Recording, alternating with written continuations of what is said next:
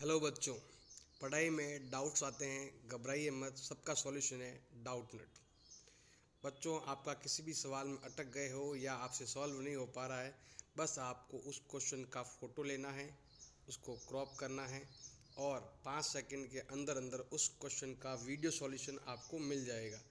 चाहे वो क्वेश्चन आपके होमवर्क का हो, सीबीएसई का हो, यूपी, बिहार, महाराष्ट्र, राजस्थान, एमपी या अन्य किसी बोर्ड का हो, चाहे आईआईटी, जेई, नीट या क्लास 6 टू 12 का सवाल हो, इन सब का जवाब मिलेगा डाउटनेट ऐप पर। या फिर कोई भी सब्जेक्ट हो, physics, chemistry, math, biology, science, आपके सभी सवाल के जवाब मिलेंगे डाउटनेट पर।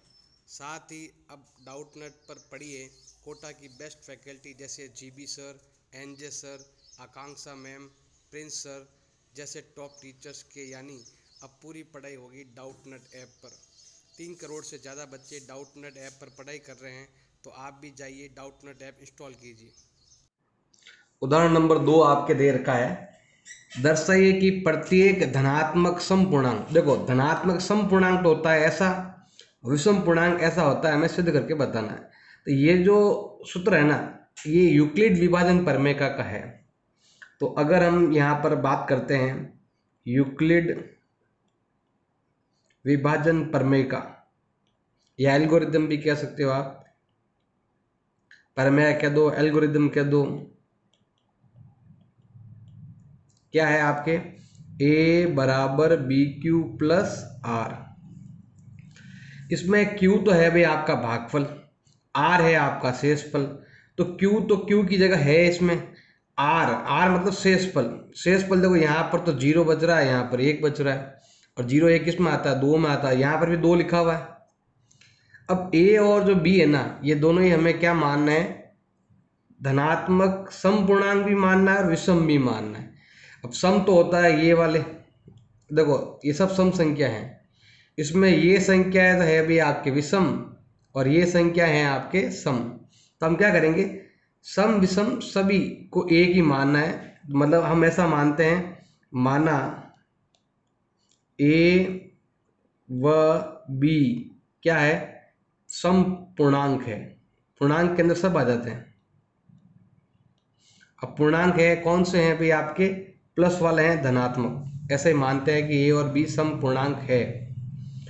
अब जिसमें देखो यहाँ पर 2 दे रखा है, यहाँ पर भी 2 दे रखा है, तो बी का मान हमने क्या ले लिया, 2 ले लिया। तो आर का नियम क्या होता है, आर का नियम होता है कि आर 0 से बराबर भी होता है, 0 से बड़ा भी होता है, बट बी से छोटा होता है। तो बी तो आपका 2 है, तो आर भी कितने आएंगे भाई आपके, 2 ही आएंगे। अब 0 के बराबर हो सकता है 0 1, बस यही, क्योंकि बी से छोटा होता है। तो ये हो जाएंगे हमारे शेषफल। अब इसको हम 2 तरीके से लिखेंगे हम।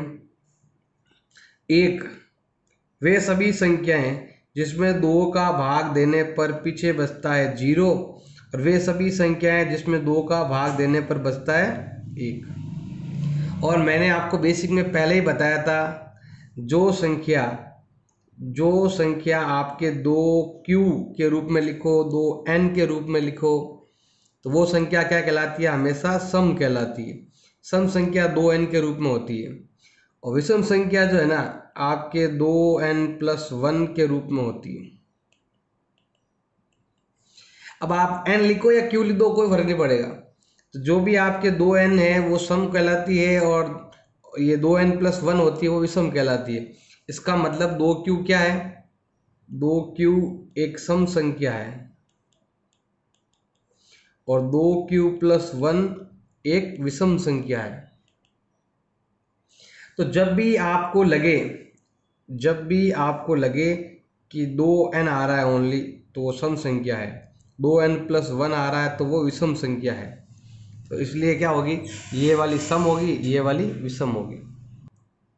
उदाहरण नंबर 3, ये भी उदाहरण नंबर 2 की तरह ही है। यहाँ पर केवल विषम पूछा है, वहाँ तो सम भी था, यहाँ पर केवल विषम पूछा गया है। ये पूछा है कि ये दोनों विषम होती है, हमें बताना है।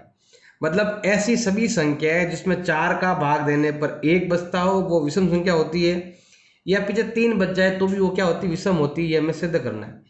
अब ये जो फॉर्मूला अगर आप देख रहे हो तो ये यूक्लिड विभाजन प्रमेय का द्वारा है, तो हम यहाँ लिखते हैं यूक्लिड विभाजन। सेम लगभग थोड़ा बहुत सेम ही है आपकी जो आपके एग्जाम्पल नंबर 2 है उसकी तरह ही है। यूक्लिड विभाजन प्रमेय का क्या होती है, a बराबर BQ प्लस R होती है। अब इसमें जो आपके नंबर है ना a और b, ये हमें संख्याएं माननी है, चाहे वो सम है चाहे विषम, हमें को मतलब नहीं है। तो a और b ये क्या है, आपके पूर्णांक है। वो भी कैसे पूर्णांक है, सम पूर्णांक मान सकते हो, सम नहीं, क्या बोलते हैं, धनात्मक पूर्णांक होते हैं। क्या मानना पड़ेगा भी आपको, धनात्मक, प्लस वाले पूर्णांक मान लो। अब देखो b यहाँ पर 4 है, यहाँ पर भी 4 है, तो b को हम क्या मान लेते हैं, 4 मान लेते हैं। अब r का नियम क्या है, अभी r क्या होता है, b से छोटा होता है, बट 0 के बराबर भी होता है, 0 से बड़ा भी होता है। तो उत्तर आएगा 4 छोटा, r आएगा 4 से छोटा, मतलब 3 2 1 0, ये होता है। अब इसको हम 4 तरीके से लिख सकते हैं, 0 मानकर, 1 मानकर, ऐसे बहुत 4 तरीके से हम लिखेंगे। तो स्टार्ट करते हैं भाई। वे सभी संख्याएं जिसमें 4 का भाग देने पर पीछे 0 बचता है, वे सभी संख्याएं जिसमें 4 का भाग देने पर 1 बचता है, वे सभी संख्याएं जिसमें 4 का भाग देने पर 2 बचता है, वे सभी संख्याएं जिसमें 4 का भाग देने पर कितना बचता है, 3 बचता है। तो सभी संख्या आ गई, यही हो सकता है, इनके अलावा कोई संख्या हो नहीं सकती। शेषफल 0 1 2 3, शेषफल चेंज होते रहेंगे। अब जिसका उत्तर 2n आया वो सम है, जिसका उत्तर 2n + 1 आया वो विषम संख्या है। तो स्टार्ट करते हैं अब इसके बारे में। इसको हम 4q के रूप में लिख सकते हैं ऐसे, और इसमें 2 का भाग जा रहा था, हम क्या करेंगे, 2 कॉमन ले लेंगे, और 2 का भाग इसमें जा रहा है आपके 2 बार, और q 2 का 2, जो ब्रैकेट में यहाँ पर इंटू में है ना, इसको हम मान लेते हैं हमारा भागफल, जिसे हम n भी कह सकते हैं। इसका मतलब ये एक सम संख्या है। अब आते हैं इसके अंदर, तो हम क्या करते हैं, इसको लेते हैं, क्योंकि यहाँ ये तो कॉमन आ नहीं रहा है, केवल इसको लेते हैं। इसके अंदर क्या करेंगे, 2 कॉमन लेते हैं। अगर मैं इसमें 2 कॉमन लेता हूँ, 2 का भाग 4 में जाएगा 2 बार, q और प्लस का 1, 2 का 2। मैंने बताया था इसको हमें क्या मानना है, n मानना, तो यहाँ पर भी इसको क्या मान लेंगे, हम n मान लेंगे। बट पीछे 1 बच गया, और मैंने बताया था आपको एग्जाम्पल नंबर 2 में और बेसिक में बताया था 2n + 1 किसे कहते हैं, विषम कहते हैं। इसका मतलब है 4q + 1 एक विषम संख्या हो गई। अब आते हैं यहाँ पर, इन दोनों में ही 2 कॉमन आ रहा, तो मैं यहाँ पर 2 कॉमन ले रहा हूँ। अब 2 का भाग पहले 4 में देंगे तो 2 बार जाएगा, 2 का भाग फिर 2 में देंगे तो 1 बार जाएगा, 2 का 2। जो ब्रैकेट के अंदर है, जो ब्रैकेट के अंदर उसे n मानना है, जो ब्रैकेट में है उसे n मानना है, जो ब्रैकेट में है उसे क्या मानना है, n। इसका मतलब ये संख्या हो गई आपके सम। अब आते हैं यहाँ पर, इसको इसकी तरह टुकड़े कर देंगे हम, मतलब 4q + 3 का मतलब होता है 2 + 1। अब इसको हम इसकी तरह हल करेंगे, तो इन दोनों के अंदर हम 2 कॉमन ले लेते हैं। तो 2 का भाग यहाँ पर गया भी आपके 2 बार, q का q, 2 का भाग 2 में गया आपके 1 बार, +1, 2 का 2। जो ब्रैकेट में होता है उसको हम क्या मान लेते हैं, n मान लेते हैं, +1। इसका मतलब ये संख्या क्या आएगी भी आपके, विषम आएगी। विषम कौन कौन सी आएगी, ये वाली और ये वाली। तो हम कह सकते हैं कि 4q + 1 एवं 4q + 3 क्या हो जाएंगे आपके, विषम धनात्मक पूर्णांक होंगे, विषम धनात्मक पूर्णांक होंगे। मैंने पहले ही बताया था 2n सम होता है, 2n + 1 विषम होता है। क्वेश्चन नंबर 2 है, प्रश्नावली 1.1 है, ये आपके एग्जाम्पल नंबर 2 और 3 की तरह ही है। तो यहाँ पर लिखा हुआ है धनात्मक विषम पूर्णांक लिखा हुआ है, ये धनात्मक विषम पूर्णांक है।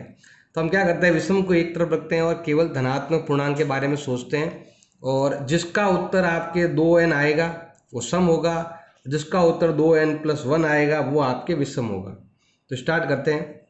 अब देखो हमें इसको अगर ध्यान से देखोगे तो यूक्लिड विभाजन प्रमेय का प्रयोग हो रहा है। तो हम यहाँ पर लेते हैं यूक्लिड विभाजन प्रमेय का, यूक्लिड विभाजन प्रमेय का यूज करेंगे हम। अब कौन सी है प्रमेय का, वो आपके a बराबर BQ+R।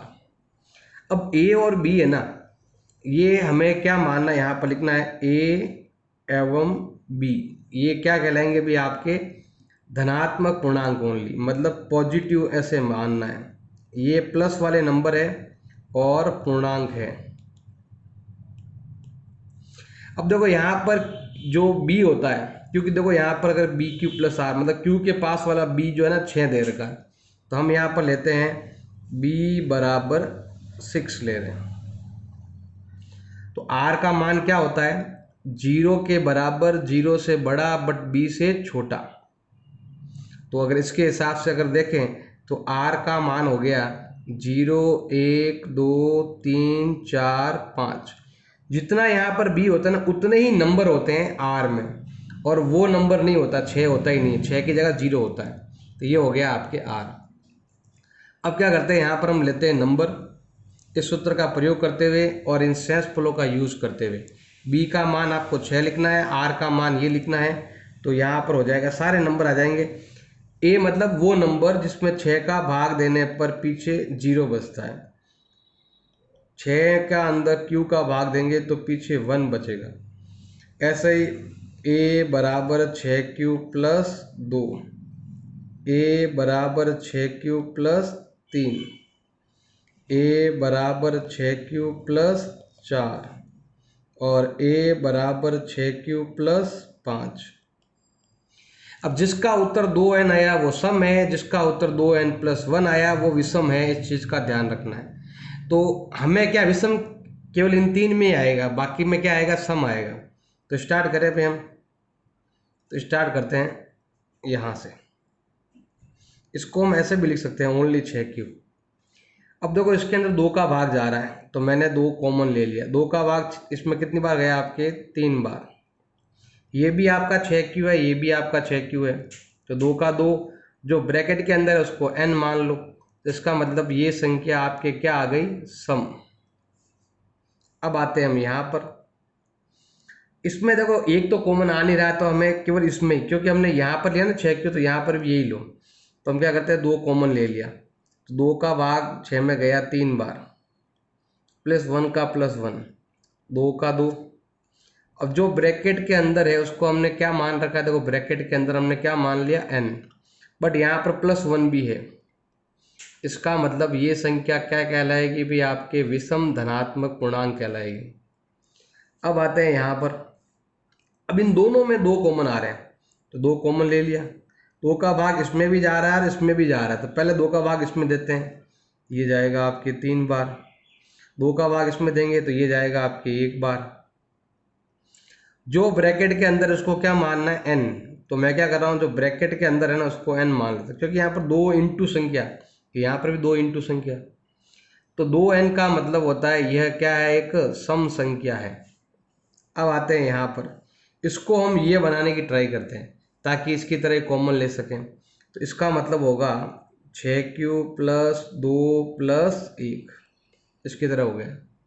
इसमें हम कॉमन लिया था 2, तो सेम यहाँ पर भी देखो इन दोनों में कॉमन लेंगे, इन दोनों में 2 कॉमन आ रहा है। 2 का भाग 6 में जाएगा 3 बार, 2 का भाग 2 में जाएगा 1 बार, +1, 2 का 2। अब जो ब्रैकेट के अंदर है हमने पहले क्या माना था, n, तो यहाँ पर भी क्या होगा भाई, n पीछे दे रखा है 1। इसका मतलब ये संख्या क्या कहलाएगी भी, आपके विषम कहलाएगी। ये संख्या क्या होगी भी, आपके विषम। अब आते हैं हम यहाँ पर, दोनों के अंदर 2 का भाग जा रहा है, तो यहाँ पर 2 कॉमन ले लेंगे। 2 का भाग 6 में जा रहा है 3 बार, 2 का भाग 4 में जा रहा है 2 बार, तो 2 का 2। पूरे ब्रैकेट को हम क्या मान लेंगे, n मान लेंगे। इसका मतलब ये संख्या क्या है भाई, आपके सम संख्या है। इसको हम इसकी तरह ट्रीट करेंगे। तो 6q+ 4, लेकिन यहाँ पर 5 है, एक ज़्यादा है तो हम यहाँ पर एक एक्स्ट्रा लिख देते हैं। इसमें कॉमन लेंगे हम ऊपर वाले की तरह। 2, 2 का भाग 6 में जा रहा है भाई आपके कितनी बार? 3 बार। क्यू का क्यू। 2 का भाग 4 में कितनी बार जाएगा? 2 बार जाएगा। अब यहाँ तक तो जा रहा है, आगे नहीं जा रहा तो आगे ऐसे लिख दो +1। अगर थोड़ा ध्यान लगाओगे तो 2 का 2, इसको हमने अभी क्या माना था? n +1। इसका मतलब ये संख्या क्या कहलाएगी भाई? आपके विषम कहलाएगी। विषम कौन कौन सी है? ये वाली, ये वाली और ये वाली। तो यहाँ पर आप लिख सकते हो, क्या लिख सकते हैं भाई? 6q + 1, 6q + 3, 6q + 5 क्या होगी भाई? धनात्मक विषम पूर्णांक। क्या होंगे भाई? धनात्मक विषम पूर्णांक कहलाएंगे। ऐसे आपको सिद्ध करना है। एग्जाम्पल क्वेश्चन सब सेम है आपके। प्रश्नावली 1.1 क्वेश्चन नंबर 4, यूक्लिड विभाजन प्रमेय का प्रयोग करना है और हमें किसी भी धनात्मक पूर्णांक, कोई भी धनात्मक पूर्णांक हो, उसका अगर आप वर्ग करो तो उत्तर जो है ना आपके 3m या 3m+1 के रूप में होना चाहिए। मतलब किसी भी संख्या का अगर वर्ग करो और उसमें 3 का भाग दो तो शेष पर यहाँ पर क्या आ रहा है भाई? आपके 0 आ रहा है और यहाँ पर कितना आ रहा है? आपके 1 आ रहा है। तो हमें ऐसा सिद्ध करना है कि किसी संख्या का वर्ग करेंगे तो उत्तर या तो ये आएगा या फिर ये आएगा। अब देखो ऐसा ही हम एग्जाम्पल लेके देखते हैं। बहुत इंपॉर्टेंट क्वेश्चन है, थोड़ा ध्यान से पढ़ना। देखो अभी मैं करवा रहा हूँ जो आपको एग्जाम में लिखना नहीं है, लेकिन पहले समझने के लिए बहुत इंपॉर्टेंट है। मैं कोई नंबर ले रहा हूँ, 1 2 3 4 5 6 ले लिया। अब ये बोल रहा है कि अगर मैं किसी भी संख्या का वर्ग कर दूं तो वर्ग करूंगा किसी संख्या का, मैंने 1 का वर्ग किया तो 1 आया, 2 का वर्ग किया तो 4 आया, 3 का वर्ग किया तो 9 आया, 4 का वर्ग किया तो 16 आया और फिर 5 का वर्ग करेंगे तो 25। ऐसे ही 6 का वर्ग करेंगे तो कितना आएगा भाई? आपके 36। और बहुत सारे नंबर आप ले सकते हो। अगर मैं इसमें 3 का भाग देता हूं तो भाग तो जाएगा आपके 0 बार। भाग तो क्या जाएगा भाई? आपके 0 बार। ये यहाँ लिख देता हूँ मैं कोशेंट और रिमाइंडर, मतलब भागफल और शेषफल लिख रहा हूँ। इसमें इसका भाग तो जाएगा 0 बार, पीछे बचेगा आपके 1। अगर मैं इसमें 3 का भाग देता हूँ तो 3 का भाग इसमें जाएगा आपके 1 बार और पीछे बचेगा आपके 1। इसमें 3 का भाग दूंगा तो कितनी बार जाएगा? आपके 0 बार और भाग जाएगा 3 बार। इसमें भाग दूंगा 3 का भाग 16 में तो 5 बार जाएगा, पीछे बचेगा 1, 5 या 15। इसमें 3 का भाग दिया तो 8 या 24, पीछे बच गया 1। इसमें 3 का भाग दिया तो भाग गया 12 बार, पीछे बच गया 0। तो देखो जब भी किसी संख्या का वर्ग करते हैं तो वर्ग करते हैं तो क्या होता है? या तो आता है शेषफल 1 या आता है शेषफल 0। 1 और 0 के अलावा नहीं आ रहा। 1 1 आपके 2 बार आ रहा है और 0 आपके 1 बार आ रहा है। अब देखो हर बार ध्यान है ना भाई, हर बार 3 संख्या बाद में ये चीज रिपीट हो रही है। हर 3 संख्या बाद ये संख्या क्या हो रही है? रिपीट हो रही है। इसका मतलब हमें यहाँ से स्टार्टिंग की 3 संख्याओं को ही पैर में लेना है। मतलब हमें ऐसी संख्या लेनी जिसमें 3 का भाग जाए, तो वो कौन संख्या है? वो 3 लेना पड़ेगा भाई। आपको ये देखना पड़ेगा यहाँ पर कितनी कितनी देर में रिपीट हो रहा है। 3 बार रिपीट हो रहा है, इसका मतलब बी का मान हमें क्या लेना है? 3 लेना है। ऐसे एग्जाम्पल करेंगे ना तो आपको देखो उत्तर मिल गया कि हर बार भाग देने पर 1 1 0। लेकिन ये हमें ऐसे नहीं निकालना है, हमें इसको सॉल्व करके दिखाना है। मतलब m और 3m के रूप में लेके आना है। अब देखो हमें यूक्लिड विभाजन प्रमेय का प्रयोग करना है, तो मैं यहाँ पर लिख रहा हूँ यूक्लिड विभाजन प्रमेय का। यूक्लिड विभाजन प्रमेय का क्या है वो भी मैं लिख देता हूँ। वो है आपके a बराबर BQ + R। a जो है ना आपका, a कहलाएगा आपके कोई भी पूर्णांक, धनात्मक पूर्णांक कह सकते हो। a कहलाएगा भी आपका धनात्मक पूर्णांक। b तो आपके दे रखा है। अब नहीं भी दे रखा है तो मैंने आपको बताया था ना 3 3 के बाद, 3 3 के बाद चेंज हो रहा है। मतलब शेषफल 0 1 1 0 1 1 ऐसे आ रहा है। इसीलिए हम क्या करेंगे यहाँ पर, ऐसा मानेंगे, माना कि, या फिर लेट लिखो या फिर कह सकते हो माना कि b का मान हमने क्या मान लिया? 3 मान लिया। 3 क्यों माना? क्योंकि 3 के बाद में वैल्यू चेंज हो रहा है इसीलिए। अब यहाँ तो 2 ही लिखे हुए हैं, बट एक 0 है, एक 1 आ रहा है, पीछे एक और 1 आ रहा है, मतलब 3 संख्या है टोटली आपकी। इसीलिए एक संख्या ये आ रही, मतलब एक में 0 बच रहा है, एक में 1 बच रहा है, एक में 1 बच रहा है। तो अब एक संख्या को 2 बार तो लिखेंगे नहीं, इसलिए इसने एक संख्या को एक बार ही लिखी हुई है। इसीलिए भी आप कह सकते हो इसी कारण। इसलिए मैंने बताया था आपको कि पहले आप एग्जाम्पल लेकर चेक कर लो। अब r जो है वो कैसा होगा भाई आपके, b से छोटा बट 0 के बराबर और 0 से बड़ा। तो इसका मतलब r का मान हो गया 0, 1, 2, ये हो गया आपके r का मान। तो अब हम स्टार्ट करते हैं। 3 स्थितियां लेंगे भी, अलग अलग आपको 3 पोजीशन लेनी। सबसे पहले हम क्या करेंगे, इस समीकरण का प्रयोग करेंगे, a बराबर बी क्यू। a बराबर, अब b कितना है अभी देखो, b हमने यहाँ पर ले रखा है 3 और इनका प्रयोग करना है। तो b आपका दे रखा है 3, q का q प्लस 0। एक संख्या हमारे ये हो सकती है, और एक हो सकती है a बराबर 3q प्लस 1, और एक हो सकती है a बराबर 3q प्लस 2। ऐसी सभी संख्याएं जिसमें 3 का भाग देने पर 0 बचता है, तो वो हो जाएगी 0, 3, 6, 9, 12, 16, 12, 15, 18 सब संख्या हो जाएगी। ऐसी सभी संख्या जिसमें 3 का भाग देने पर 1 बचता है, इसमें 2 बचता है। तो सभी संख्या लेंगे हम, सभी का हम ऐसे ही सॉल्व करेंगे। तो स्टार्ट करते हैं। सबसे पहले हम यहाँ से स्टार्ट करते हैं। तो यहाँ से अगर स्टार्ट करते हैं तो अब पहले हमें क्या करना पड़ेगा भाई, जो भी संख्या है, मैंने बोला है धनात्मक संख्या है, उसका क्या करेंगे, वर्ग करेंगे। तो करो वर्ग।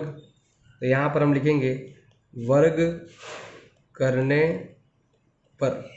तो वर्ग करते हैं, इधर वर्ग किया तो a², इधर वर्ग किया तो 3q का होल स्क्वायर। 0 का तो होगा नहीं, इसलिए इसको सॉल्व करो।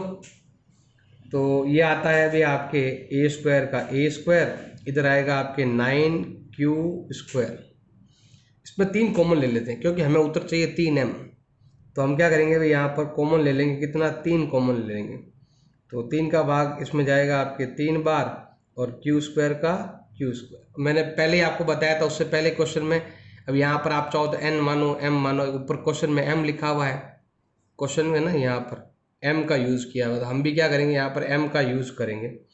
तो a² बराबर हो जाएगा आपके 3m, क्योंकि आपने क्या किया है भाई, इसकी जगह m माना हुआ है। तो आपने m किसको मान लिया, 3q² को, मतलब ब्रैकेट को मान लिया। जो ब्रैकेट के अंदर है ना उसमें आपने m मान लिया। इसका मतलब क्या हुआ, ऐसी सभी संख्याएं जिसमें 3 का भाग देने पर 0 बचता है लेकिन वर्ग करने पर भी 0 बचता है। जैसे मान लो मैं ले लूँ 12 में 3 का भाग पूरा जा रहा है। अगर मैं इसका वर्ग कर देता हूँ, जो 144 होता है, इसमें भी 3 का भाग पूरा जाएगा। इसका मतलब ये है। अब आते हैं हम ये वाला, ऐसी सभी संख्याएं जिसमें 3 का भाग देने पर 1 बचता है। तो हम क्या करेंगे, इसकी तरफ वर्ग करेंगे। तो यहाँ पर हम करते हैं वर्ग करने पर। तो करो वर्ग, इधर वर्ग किया तो ये हो गया a², इधर वर्ग करेंगे तो ये होगा 3q प्लस 1 का होल स्क्वायर। अब यहाँ लगेगी भी आपके आइडेंटिटी, a प्लस बी का होल स्क्वायर बराबर a² plus 2ab plus b²। ये आइडेंटिटी हम लगाएंगे, लगाओ और सॉल्व। इसको सूत्र में जमाएंगे हम, तो क्या हो जाएगा भाई आपके a² का a², इधर तो नहीं है, इधर करना है आपको। पहली संख्या का आ जाएगा होल स्क्वायर प्लस 2 इंटू पहली संख्या इंटू दूसरी संख्या, और प्लस दूसरी का आ जाएगा होल स्क्वायर। तो ये तो आपका a² है, इसका होगा 3 का 9, इधर 3 दूनी 6, इधर आपके 1।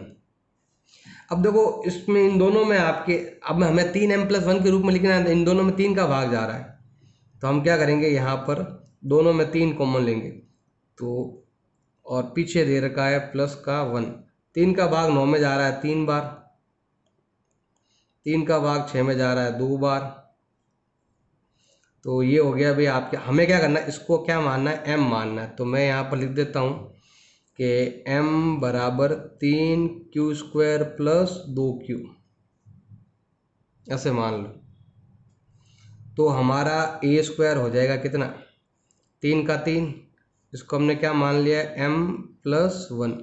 इसका मतलब है कि वे सभी संख्याएं जिसमें 3 का भाग देने पर 1 बचता है, तो वर्ग करने के बाद भी 1 ही बचेगा। आप चाहो तो ऐसे एग्जाम्पल ले सकते हो, जैसे 4 में 3 का भाग दिया तो भाग जाएगा 1 बार, पीछे बचेगा आपके 1, ऐसे। अगर इसका वर्ग कर दूं, 4 का वर्ग 16, 16 में 3 का भाग देंगे तो भाग कितनी बार ही जाए, शेषफल तो क्या बचेगा आपके, 3 ही बचेगा। तो इस चीज़ को आपको ध्यान रखना है। अब आते हैं यहाँ पर, ऐसी सभी संख्याएं जिसमें 3 का भाग देने पर 2 बचता है, तो हम क्या करेंगे भी, यहाँ पर करेंगे वर्ग। वर्ग करने पर तो कर दो वर्ग, इधर भी वर्ग करेंगे और इधर भी वर्ग करेंगे, तो ये आएगा आपके 3q प्लस 2 का होल स्क्वायर। अब यही फॉर्मूला हम यहाँ पर भी लगाएंगे, सेम इधर भी आपको यही फॉर्मूला लगा देना भाई। अब a² का a², अब लगाओ फॉर्मूला, पहली संख्या का होल स्क्वायर प्लस 2 इंटू पहली संख्या इंटू दूसरी संख्या प्लस दूसरी संख्या का होल स्क्वायर। अब यहाँ आते हैं हम a², 3 का होता है आपके 9q², 2 दूनी 4, 4 तिया 12q प्लस 4। अब देखो 3 में इसका भाग जा रहा है, इसका भाग इसका नहीं जा रहा है, तो हमें क्या करना पड़ेगा, इसका टुकड़े करने पड़ेंगे। और जब भी किसी 3 का भाग देते हैं ना, तो 3 का भाग 4 बार, शेष कभी 4 नहीं बचता है 3 का भाग देने पर, इसलिए क्या करेंगे, टुकड़े करेंगे हम। तो ये हो जाएगा आपके a² बराबर 9q² प्लस 12q प्लस 4 का मतलब होता है 3 प्लस 1, टुकड़े करेंगे, क्योंकि कभी भी 3 का भाग देने पर शेषफल कभी 4 नहीं आता है। और मैंने यहाँ पर पहले बताया था शेषफल ये आएगा 0, 1, 2, इसीलिए हम टुकड़े कर देंगे। 3 का भाग जा रहा है तो 3, 1 कर देंगे। अब a² का a², अब हम क्या करेंगे भाई, इन तीनों में यहाँ से यहाँ तक में 3 कॉमन लेंगे। तो हम क्या करते हैं, यहाँ पर 3 कॉमन लेते हैं, तो क्या आएगा भाई आपके, 3 कॉमन लेंगे तो 3 बार भाग जाएगा, फिर 4 बार भाग जाएगा, और 3 का भाग 3 में जाएगा 1 बार, पीछे बचेगा आपके 1। अब जो ब्रैकेट के अंदर है, जो ब्रैकेट के अंदर उसे हम क्या मानना है, m, 3q² plus 4q plus 1, इसको हम क्या मान लेंगे, m मान लेंगे। और जैसे m मानते हैं तो a² बराबर 3 का 3, और इसको हमने क्या मान रखा है, m प्लस 1। मतलब ऐसी सभी संख्याएं जिसमें 3 का भाग देने पर 2 बचता है, बट वर्ग करने के बाद 3 का भाग देंगे तो 1 ही बचेगा। तो हम लिख सकते हैं कि जो 3m और 3m+1, चाहे यहाँ निकालो चाहे यहाँ पर, तो हमें ये वर्ग करने पर ज्ञात होता है, ऐसे इति सिद्धम। क्वेश्चन नंबर 5, एक्सरसाइज 1.1, यूक्लिड विभाजन प्रमेय का प्रयोग करके आपको क्या करना है, धनात्मक पूर्णांक का घन करना है। पहले था वर्ग, अब है भाई आपके घन करना है।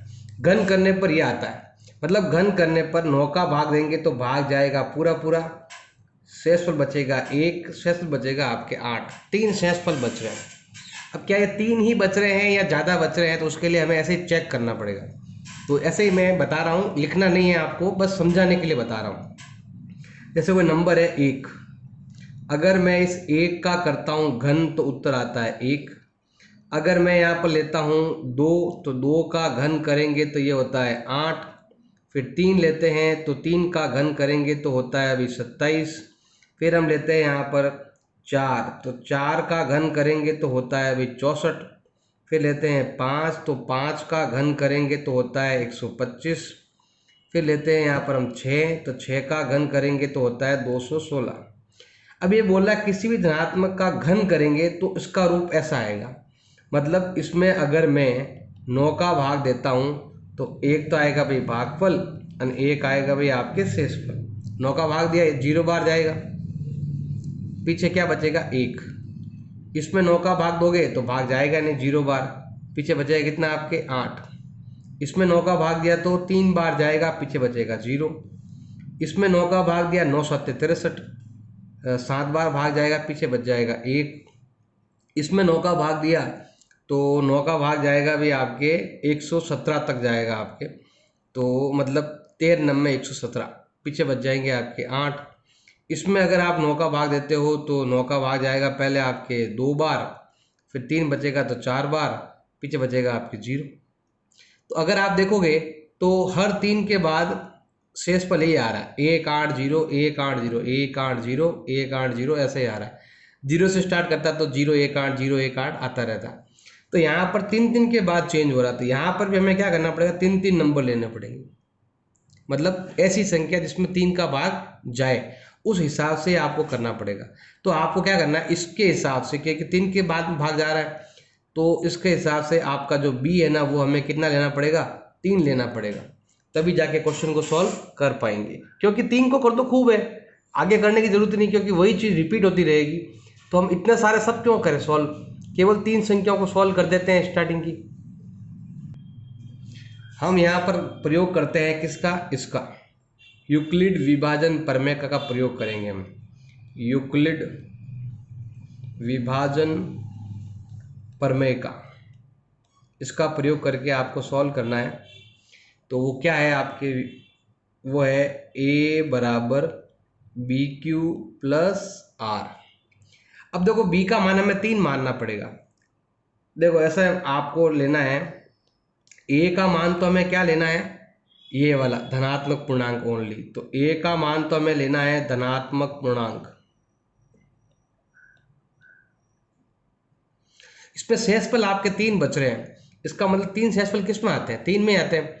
अभी देखो पहले वाला क्वेश्चन था, उसमें आपके 2 ही शेषफल बच रहे थे, लेकिन एक संख्या और भी थी, लेकिन वो दिखा नहीं रहे थे। लेकिन यहाँ पर तो 3 संख्या दिखा रहे हैं। पहले ऐसे था तो वो क्या करते, एक को गायब कर देते और 2 को ही दिखा रहे थे। इस चीज़ का आपको ध्यान रखना है कि यहाँ पर 3 संख्या है, तो हमें क्या करना है, b का मान हमें क्या लेना है, 3 लेना है। अब b का मान 3 लेंगे तो r कितना आएगा, 0 1 और 2, क्योंकि r जो है ना वो होता है 0 के बराबर, 0 से बड़ा बट b से छोटा होता है आपके r का मान, उसके हिसाब से आपको लेना है। अब यहाँ पर हमें करना है इनका घन।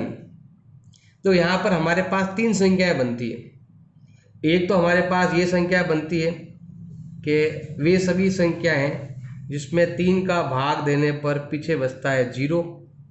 वे सभी संख्याएं जिसमें 3 का भाग देने पर बचता है 1। वे सभी संख्याएं जिसमें 3 का भाग देने पर बचता है 2। ये हो गई 3 संख्याएं। अब हमें क्या करना है, इनका घन करना है। घन करके उत्तर हमें ये लेके आना है, तीनों का घन करना है। तो करते हैं घन। यहाँ पर सबसे पहले हम इसको लेते हैं फर्स्ट। तो यहाँ पर हमारे पास दे रखा है a बराबर 3q प्लस 0। इसको आप 3q के रूप में भी लिख सकते हो, 0 का कोई मतलब ही नहीं है। अब यहाँ पर हम करेंगे घन, क्योंकि लिखा हुआ क्वेश्चन में घन करेंगे उत्तर 9m आएगा। तो हम यहाँ पर लिखते हैं घन करने पर, तो इसका घन किया, इधर इसका भी घन कर दिया। घन करेंगे तो कितना आएगा भाई, 27q क्यूब। अब देखो हमें 9m लेके आना था, हमें क्या करना पड़ेगा, इसको 9 बनाना पड़ेगा। तो 9 कॉमन ले लेंगे, 9 का भाग यहाँ देंगे तो 3 बार जाएगा क्यूब क्यूब, ये और ये सेम ही है। अब क्या करते हैं, यहाँ पर हम इसको m मान लेते हैं। तो यहाँ पर लिखते हैं m बराबर 3q क्यूब। m को हम ये मान लेते हैं। जैसे ही हम ये मानेंगे तो आपका जो दे रखा ना a क्यूब, 9 का 9, इसको हमने क्या मान रखा, m। अब इसका मतलब क्या हुआ, इसका मतलब ये हुआ ऐसी सभी संख्याएं जिसमें 3 का भाग देने पर 0 बचता है, तो घन करने के बाद 0 ही बचेगा, पूरा पूरा भाग जाएगा, 9 का भाग पूरा पूरा जाएगा। ये हमने पहला कर लिया है अभी। अब लेते हैं हम यहाँ पर दूसरा लेते हैं, सेकंड ये वाला a बराबर 3q प्लस 2, ये लेते हैं। इसको हल करते हैं। इसका उत्तर कैसा आना चाहिए आपके, ये वाला 9m+1 के रूप में आना चाहिए। तीनों का अलग अलग उत्तर दे ही रखा है। तो हम क्या करते हैं, यहाँ पर करते हैं घन करने पर, तो ये आएगा इधर a³ और इधर आएगा 3³ + 2 का क्या आ जाएगा भाई, आपके होल क्यूब। अब यहाँ हमें लगानी है आइडेंटिटी, a+b का होल क्यूब बराबर होता है a³ + 3a² b + 3ab² + b³। ये आइडेंटिटी हमें लगानी है। तो लगाओ और सॉल्व करो। तो मैं इसको यहाँ पर सॉल्व कर रहा हूँ। a³ का a³, इसको हम इस फॉर्मूले में जमाएंगे।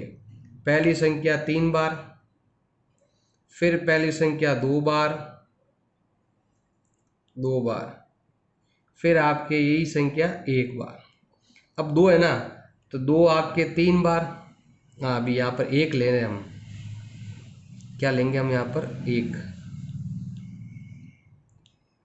यहाँ पर हमें 1 लेना है और मैंने यहाँ पर 2 ले लिया। ये लेंगे ना, ये वाला। पहले ये कर दिया, अब ये करेंगे। 3³ + 1 लेके करना है अभी। तो स्टार्ट करें भाई। यहाँ पर भी 1, यहाँ पर भी 1, तो इधर 1 आपके 3 बार, 1 आपके 2 बार, 1 आपके 1 बार, +3 +3 प्लस, जैसा फॉर्मूला है ना वैसा हमने जमा दिया। अब हल करो। a³ ये हो जाएगा आपके 27 ये हो जाएगा आपके कितना, 3 × 9 9 × 27 q², 3 × 9 q +1। अब +1 हमें लेके आना ही है, तो हम क्या करते हैं, इसको बना देते हैं m। इस पूरे को 9m बनाने की ट्राई करेंगे। तो करो ट्राई। तो a³ का a³, तीनों में 9 का भाग जा रहा है। 9 का भाग यहाँ पर जा रहा है 3 बार, यहाँ पर भी जा रहा है 3 बार, और यहाँ पर जा रहा है 1 बार, +1। अब हम क्या करते हैं भाई, इस पूरे को m मान लेते हैं। तो हम यहाँ लिखते हैं m बराबर 3q³ + 3q² + q। इस पूरे को हम m मान लेते हैं, और जैसे ही m मानते हैं तो a³ का a³ ये रहा, बराबर का बराबर, 9 का 9, और इस पूरे को हमने क्या मान रखा है, m+1। इसका मतलब हुआ वे सभी संख्याएं जिसमें 3 का भाग देने पर 1 बचता है, उसका घन करने के बाद 9 का भाग देंगे तो भी 1 ही बचेगा। तो हमने यहाँ पर 2 पॉइंट कंप्लीट कर लिए। अब हम ले रहे हैं ये वाला तीसरा, 3q + 2 ले रहे हैं। इसको भी हम ऐसे सॉल्व करेंगे यहाँ पर। तो यहाँ पर हम ले रहे हैं a बराबर 3q + 2। अब यहाँ पर करेंगे हम घन करने पर, दोनों तरफ लिख सकते हो चाहो तो। इधर घन किया तो इधर भी घन कर दो। अब यहाँ लगाएंगे हम आइडेंटिटी, a + b का होल क्यूब बराबर होता है a³ + 3a² b + 3ab² + b³। अब ये हो गया भी आपके a³ पहली संख्या का होल क्यूब प्लस 3 × पहली संख्या 2 बार, दूसरी 1 बार, 3 × ये आपके 1 बार और ये आपके 2 बार, फिर आपके ये 2 की घात 3। a³ का a³ ये हो जाएगा आपके 27q³। 3 × 9 × 27 दूना होते हैं 54 q²। 2 दूनी 4 × 12, 12 × 36 q प्लस कितने होते हैं भाई 8। अब यहाँ 9 का भाग दे रहे हैं ना, तो 9 का भाग दे रहे हैं तो 9 में तो 8 शेषफल आता ही है। 9 का किसी में भाग दे रहे हैं तो शेषफल 0 से 8 तक आते हैं, तो इसके टुकड़े करने की आपको जरूरत नहीं है। तो a³ का a³, अब इसमें हम क्या करेंगे अभी 9 कॉमन लेंगे, क्योंकि इसमें आपके 9 का भाग जा रहा है। 9 का भाग यहाँ पर जाएगा 3 बार, यहाँ पर जाएगा 6 बार, यहाँ पर जाएगा 4 बार प्लस 8। अब क्या करेंगे भाई, हम इसको m मान लेंगे। तो m बराबर 3 cube cube plus 6 cube square plus 4 cube. अब हम यहाँ पर लिखते हैं ए क्यूब का ए क्यूब,